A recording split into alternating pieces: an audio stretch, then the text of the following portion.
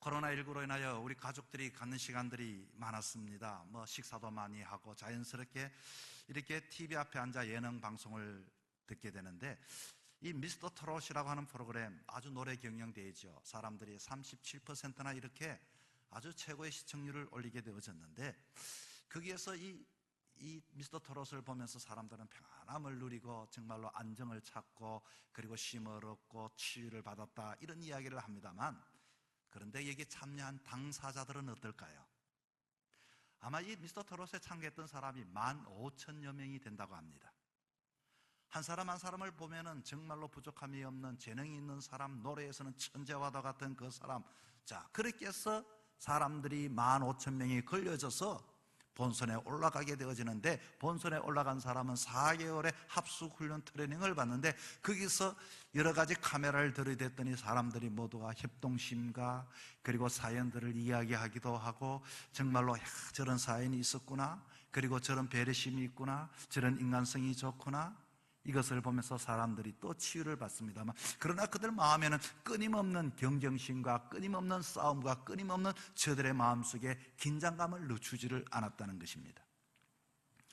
자, 그렇게 해서 탑7이 정해지고서 한 PD가 이들에 대한 이렇게 평가를 합니다.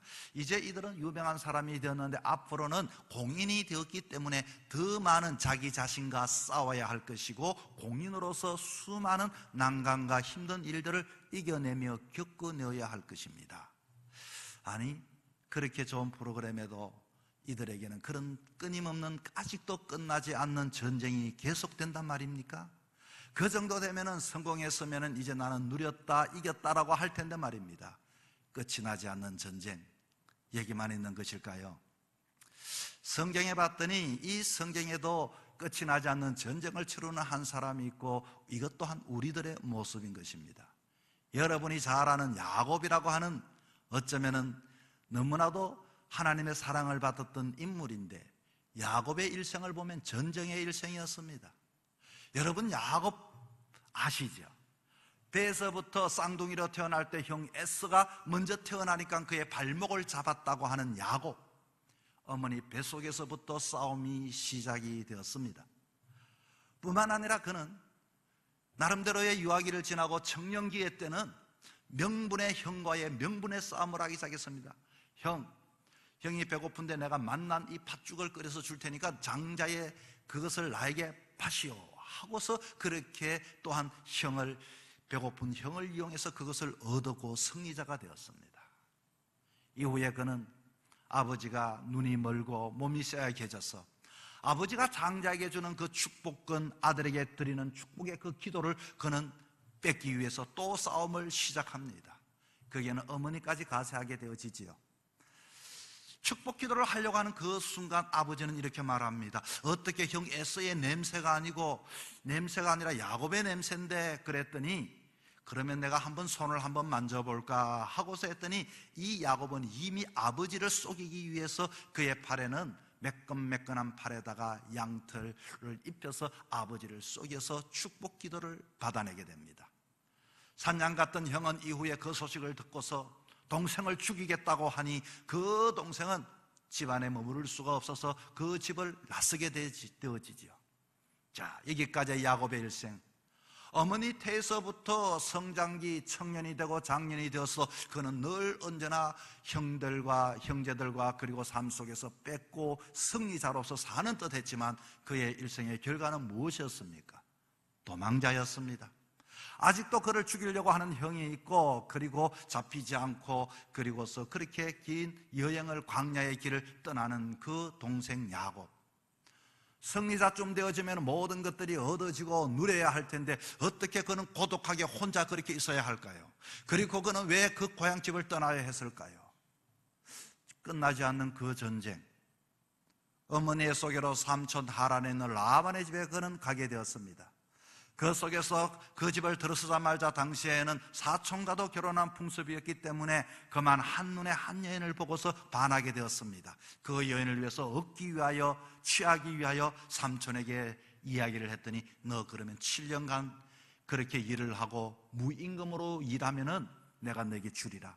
그는 집념을 가지고 그것을 얻기 위하여 그는 7년간 그렇게 삼촌의 집에서 묵묵히 일하여 그렇게 사랑하는 여인을 그는 취하는 승리자가 되었습니다. 그런데 이게 웬일입니까? 자고 일어났더니 그 여인이 사랑했던 여인이 아니라 바로 그의 언니였던 것입니다.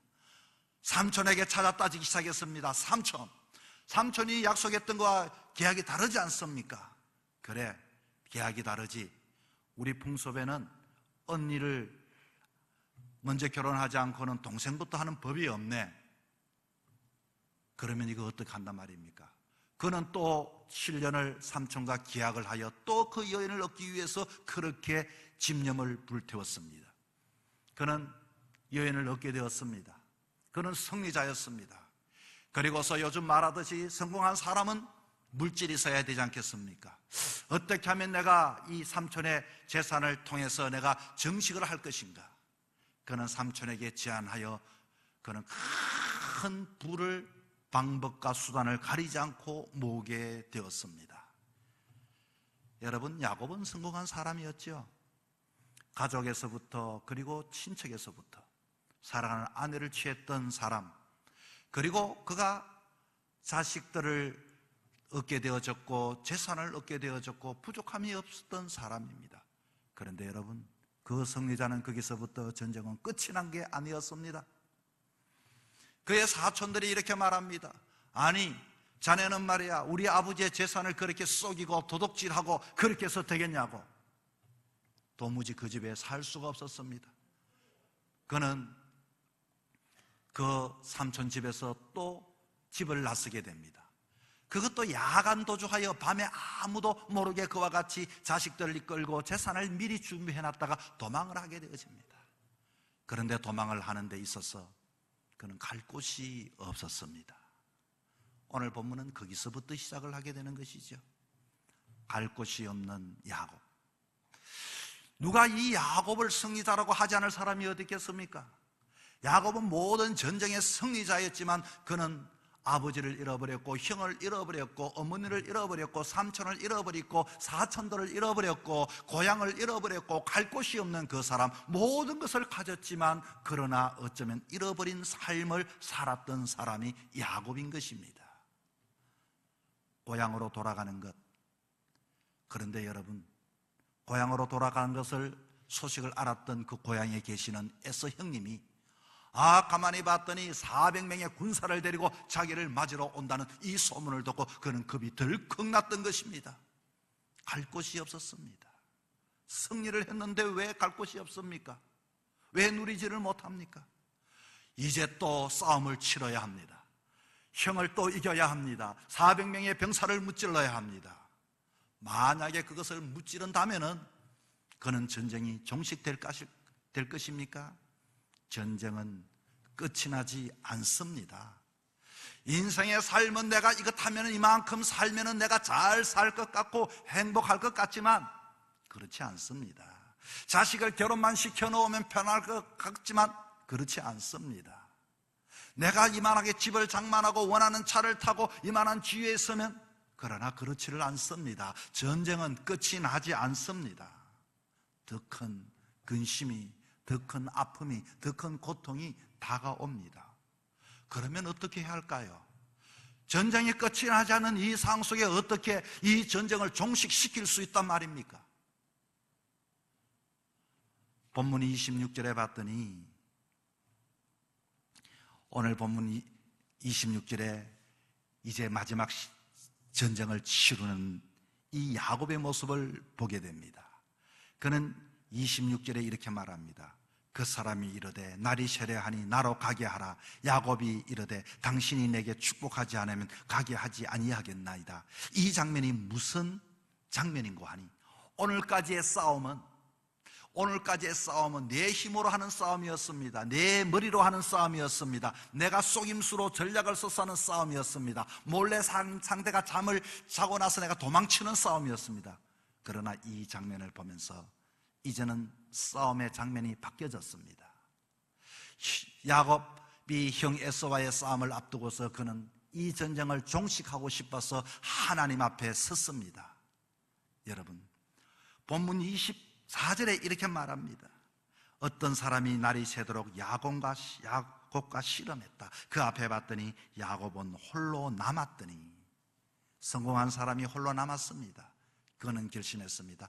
내가 형 에서와 싸우기 전에 치러야 할 싸움이 있다. 이 싸움을 통해 내 모든 싸움을 종식하리라. 이 싸움 어떤 싸움일까요? 여러분도 마찬가지입니다. 이 싸움을 하셔야 합니다. 여기에 이기는 자만이, 여기에 인정받은 사람만이, 여기에 승리한 사람이 더 이상 싸움을 하지 않고 정말로 승리자로 살 수가 있습니다. 25절에 야곱이 기도로 천사를 이겼다고 합니다. 그 사람이 자기가 야곱을 이기지 못했다고 고백을 하고 야곱의 항문도뼈가 위골되었다고 말을 하네요. 자, 오늘까지의 싸움은 내가 쳐서 그 사람을 상하게 하는 싸움이었는데, 지금의 싸움은 전략이 좀 다릅니다. 세 가지의 전략입니다. 무조건 하나님, 내가 형 에서를 만나기 전에 하나님께서 나를 축복해 주셔야 됩니다 라고 하는 싸움인데, 이 싸움은 하나님 앞에 나와 무조건 하나님 바지가랑이를 붙잡았다, 그 말인 것입니다. 26절에 그 사람이 이르되 날이 새려하니 나로 가게 하라. 아마 얼마나 붙잡았던지 막 붙잡고 있다, 그 말입니다. 붙잡는 싸움입니다. 무조건 붙잡는 싸움입니다. 그리고서 두 번째 봤더니 사정합니다. 축복하지 않으면 놓지 않겠습니다. 나를 허락하지 않으면 놓지 않겠습니다. 인정하지 않으면 놓지 않겠습니다. 부르짖는 싸움입니다. 세 번째는 어떤 싸움인가? 응답받기입니다. 뭐라고 말합니까? 너의 이름을 이스라엘이라 하라. 이스라엘, 옛날에는 속이는 자에 대해 이제는 이름을 응답을 받게 되었다, 그 말인 것입니다. 오늘까지 싸움은 내 손으로, 내 힘으로, 내 말로, 내 속임으로 아버지를 속였고, 내 노력으로 아내를 얻었고, 지금까지의 싸움의 방식은 여러분 세상의 방식인데, 오늘도 그리스도인들은 그렇게 싸우는 사람들이 많이 있습니다. 그런 사람들에게는 기쁨이 없습니다. 은혜가 없습니다. 사람들이 없습니다. 혼자 고독합니다. 혹시 여러분 고독한 인생이 없습니까? 힘든 삶이 없습니까? 나는 최선을 다하고 열심히 살았음에도 불구하고 그것은 야곱의 싸움의 그 단계까지 이루지 못했던 것입니다. 고린도전서 15장 57절에 이렇게 말합니다. 우리 주 예수 그리스도로 말미암아 우리에게 이김을 주시는 하나님께 감사하노라. 무슨 말씀인고 하니, 우리에게 이김을 주시는 하나님, 이김은 내가 뺏는 것이 아니라 이김은 하나님이 우리에게 주시는 것입니다. 하나님이 우리를 인정해 주시는 것입니다. 하나님이 우리를 허락해 주시는 것입니다. 어떻게 이겨야 할까요? 하나님이 이김을 주셔야 내가 이기게 되는 것입니다. 하나님께 그렇게 인정을 받는 것입니다. 오늘 본문 속에서 이 야곱은 지난 날에는 자기 힘으로 싸웠지만 이제는 약복 강가에 서서 형 에서를 싸우기 이전에, 이 전쟁은 끝이 나지 않겠구나, 정말로 전쟁을 종식하기 위해서는 내가 하나님을 붙잡아야 하겠구나, 내가 하나님께 무조건 부르짖어야겠구나, 내가 하나님이 허락하는 그와 같은 응답을 받아야 되겠구나, 여기에 초점을 두고서 그렇게 하나님을 붙잡았다, 그 말인 것입니다. 저는 이 장면의 씨름을 보면서 옛날에 여러분 그런 게임을 한지 모르겠지만, 씨름은 어떻게 하지요? 씨름은 내가 상대를 잡고서 내 힘으로 내 동댕이 치게 하든지, 그리고 내 기술로서 그들에게 이와 같이 쳐서 넘어뜨리는 것이 이기는 것입니다만, 게임 중에 거꾸로 하는 게임이 있습니다. 씨름을 딱 잡고서 내가 먼저 넘어지는 사람이 이긴다. 그러면 상대는 어떻게 할까요? 못 넘어지도록 막 그 사람을 세울 주려고 애를 쓰죠. 그 사람은 자꾸 누불라 그러고 못 눕게 하고, 내가 누불라 하면 상대가 또 못 눕게 하고, 그렇게 하는 씨름 말입니다. 마치 과거에는 내가 내 동생을 치려고 했는데 지금은 오로지 내가 이와 같이 주님 앞에 전적으로 나는 항복합니다, 주님께서 나를 붙잡아 주셔야 합니다 하고 그와 같은 씨름의 모습과도 비슷한 것입니다. 이 야곱이 씨름에서 이겼다는 것, 이제는 이 전쟁으로서 더 이상 여기에는 평강이 있고 은혜가 있게 되는데, 첫째는 야곱의 이름이 바뀌었다는 것입니다. 야곱의 이름은 무엇입니까? 어떻게 바뀌었습니까? 이스라엘이라 하라. 여러분, 이 뜻은 야곱은 옛날에는 야곱이라고 하는 것은 발꿈치를 붙잡는 자입니다. 속이는 자입니다. 그리고 내 힘으로 사는 자가 야곱의 대명사입니다. 이스라엘은 어떤 자일까요? 하나님을 맞서 이겼다는 뜻입니다. 하나님을 맞서 이길 사람은 아무도 없죠. 그런데 하나님을 맞서 이겼다는 이스라엘이라는 이 뜻은 하나님 앞에 나아가서 하나님 앞에 인정을 받았다, 그 말인 것입니다. 옛날에는 내 힘으로 살았지만 이제는 하나님의 은혜로 산다고 하는 것이 이름이 바뀌었다고 하는 의미인 것입니다. 진정한 싸움은 이와 같이 우리들의 이름이 바뀌어야 하고 우리들의 신분이 바뀌는 것이고 우리들의 가치관이 바뀌어야 하는 것입니다. 여러분의 이름이 누굽니까? 우리는 이 세상에 어떻게 살아가야 할까요? 날마다 세상 속에 나가지만 하나님 앞에서 이와 같이 성도로 사는 사람들이 되어야 합니다. 날마다 세상에 나가서 힘든 싸움을 해야 하지만 하나님 앞에서 내가 주님 앞에서 그렇게 택함 받은 자로 사는 사람들이 되어야 하는 것입니다. 어떤 사람들은 세상의 삶을 교회에 와서는 잘 살다가 세상 앞에 싸움을 하고 세상 앞에 경쟁을 하고 세상 앞에서 이기적인 문제에 있을 때는 내가 교회 다니는 것도 설거머니 숨기는 사람들이 있고 예수 믿는 것도 이와 같이 숨기는 사람이 있습니다.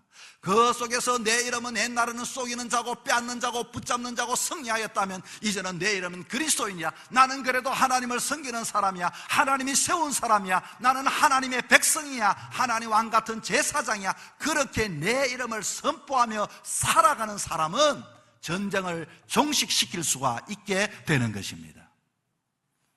여러분, 혹이라도 여러분 다툼으로 인하여 아직도 끝내지 못한 전쟁이 있습니까? 여러분의 이름을 바꾸십시오. 여러분의 이름을 어떻게 바꿔야 할까요? 옛날은 움켜잡은 자에서부터 나는 하나님 앞에 선자로서 바꾸십시오.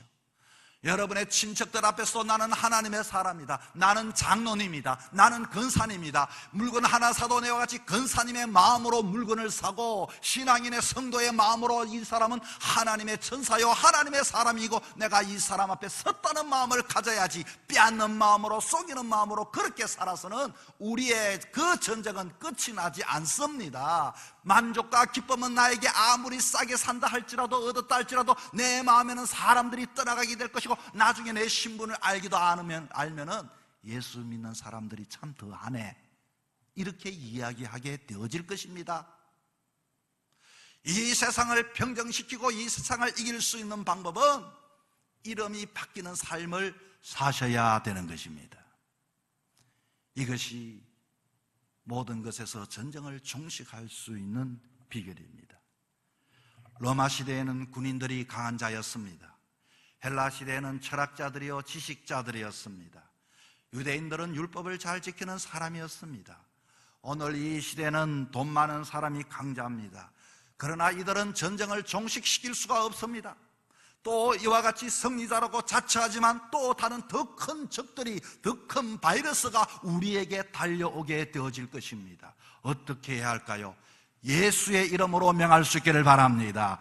나는 하나님의 백성이다, 나는 하나님의 사람이다. 하나님께서 이것을 허락해 주시면 나는 이길 수 있다라고 하는 그와 같은 마음으로 삶을 살아가는 것입니다.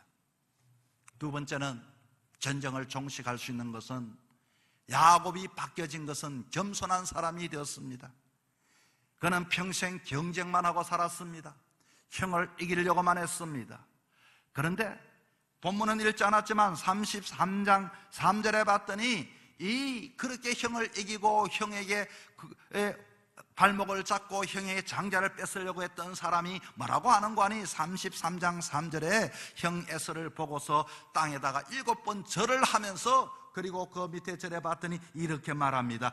이제는 여기에 이들이 누구냐? 그랬더니 그 아내와 종들과 자녀를 보고서 바로 주의 종들입니다. 나는 주의 종, 형을 주님으로 이렇게 모셨다, 그 말인 것입니다. 여러분, 전쟁은 내가 주인이 되려고 하면 전쟁이 일어납니다. 그러나 전쟁을 종식하는 것은 섬기는 마음, 겸손한 마음은 절대적으로 전쟁이 일어나지 않습니다. 그는 큰 선물을 에서에게 줍니다. 처음에는 400명의 군사가 그를 죽이려고 그렇게 왔다가도 이와 같이 형에게 이걸 드릴 것입니다. 그리고 자기를 내려놓고 그리고 형을 주님으로 이렇게 모시고, 그리고 형 앞에는 엎드려 절을 하고 달라진 야곱의 모습을 우리는 보게 되어지는 것입니다. 이기려고 하면 전쟁은 끝이 나지 않습니다. 섬기는 자에게, 겸손한 사람들에게 전쟁이 끝이 나고, 악한 사단마귀는 산길자를 찾아왔다가도 일곱 길로 도망하게 되는 것입니다. 하나님의 사람이구나, 이길 수가 없구나, 저들의 주인이 하나님이구나, 하나님의 종을 건드려서는 안 되겠구나, 내가 주인 되면 안 됩니다. 셋째는, 야곱은 화해의 사람이 되었습니다. 옛날에는 다투는 사람의 대명사가 야곱이 아니었습니까? 어떠하든지 형과 다투고, 아버지와 다투고, 삼촌과 다투고, 사촌과 다투고, 끊임없이 그는 다투어 얻었지만은 그는 사람을 다 잃어버렸습니다. 고독한 사람이 되었습니다. 그 제2의 고향인 하란 삼촌 처갓집에도 살 수가 없고, 본향집에도 가려고 해도 살 수가 없었습니다. 형에서가 떡 버티고 있습니다. 그런데 그는 화해의 사람이 되었습니다. 자신을 낮추고 형과 화해하면서 형을 꼭 껴안았습니다. 그리고서 그를 죽이려고 왔던 400명의 군사는 그를 해하려고 하는 사람이 아니라 화해를 하고 보니 그를 지키는 호위병사가 되고 그를 인도하는 가이드가 되었던 것입니다. 여러분, 우리가 세상에서 전쟁은 사람과의 관계의 전쟁도 끊임없이 일어나고 있습니다. 종식하는 방법은 지식을 배워서 종식시키는 게 아닙니다. 말을 잘해서 논리를 가지고서 그 전쟁이 끝나지 않습니다. 물량 공세로서도 끝이 나지 않습니다. 전쟁은 하나님께 달려져 있는 것입니다. 하나님 앞에 두 손 들고 나가는 사람, 하나님께서 전쟁을 종식시키고 우리에게 평강을 더하게 되는 것입니다. 지금도 전쟁은 끝이 없고, 인류가 사는 이 시대는 전쟁을, 끝이 없는 이 전쟁에 인간들은 승리자든 패해자든 두려워합니다. 그리고 불안해합니다. 어떻게 살고.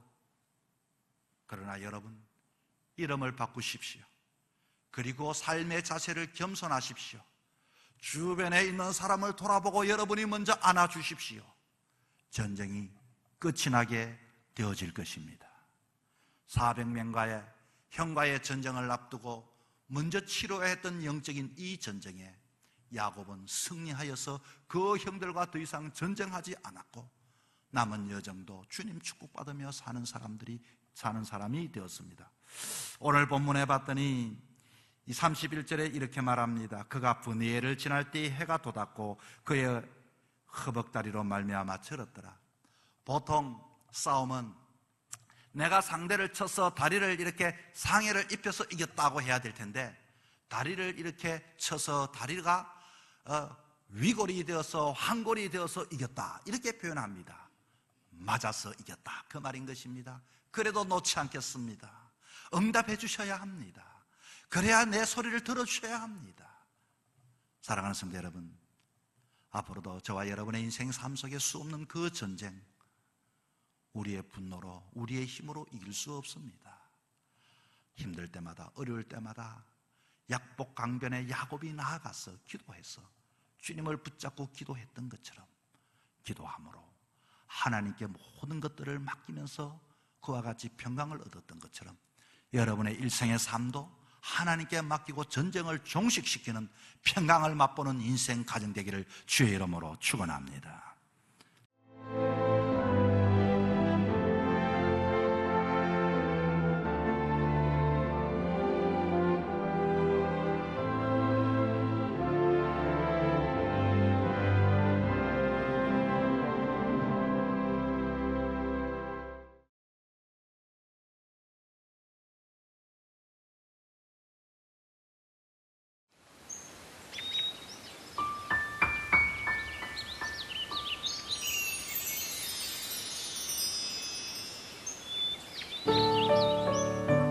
생명을 살리는 방송 CBS TV